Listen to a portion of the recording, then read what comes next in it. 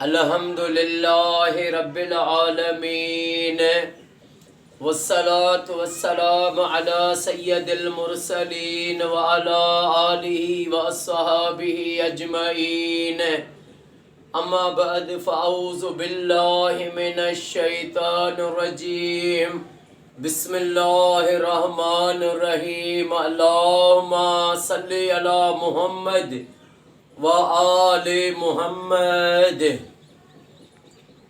اللہ کے ولی اولیاء اللہ جن کے لیے قرآن پاک میں ہے الا ان اولیاء اللہ لا خوف علیہم ولا هم یحزنون، بے شک اللہ کے ولی لا خوف ہیں، نہ ان پر خوف ہے اور نہ غم، وہ لا خوف ہیں۔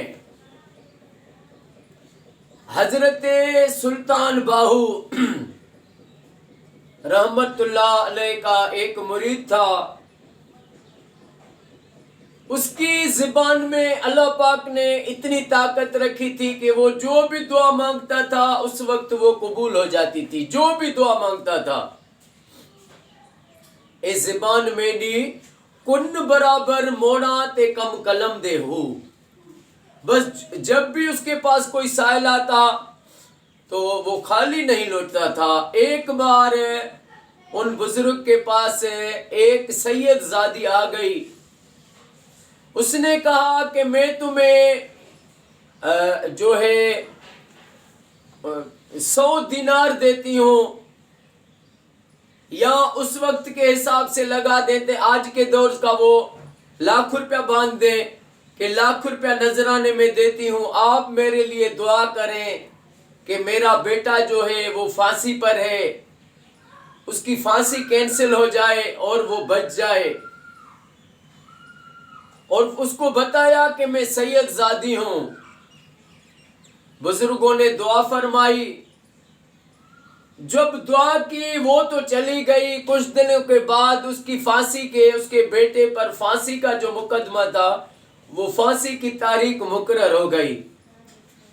اب اللہ کے ولی کے پاس آئی اور کہا کہ میں نے تجھے اتنا بتایا کہ میں سید ہوں، تو نے میرا کام نہیں کیا۔ تو بزرگ نے فرمایا جا تیرا کام ہو گیا۔ وہ چلی گئی واپس۔ یہ بزرگ اپنے پیر کے پاس آئے، سلطان باہو کے پاس آئے، جیسے ہی آئے تو باہو سلطان کے پاس اور بھی لوگ جمع تھے، تو انہوں نے پوچھا،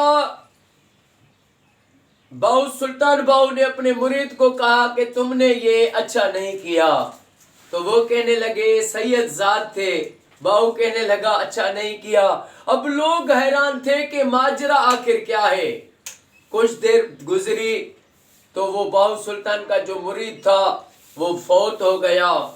تو سلطان باہو نے بتایا کہ اس نے یہ کام کیا کہ اس کے پاس جو سید زادی دوسری بار آئی تو اس نے رب کی بارگاہ میں ہاتھ اٹھائے کہ یا اللہ، آج اسرائیل کسی کا جو ہے روح قبض کرے گا تو اس کی جگہ پر میرا روح قبض کر اور اس کو زندگی دے دے۔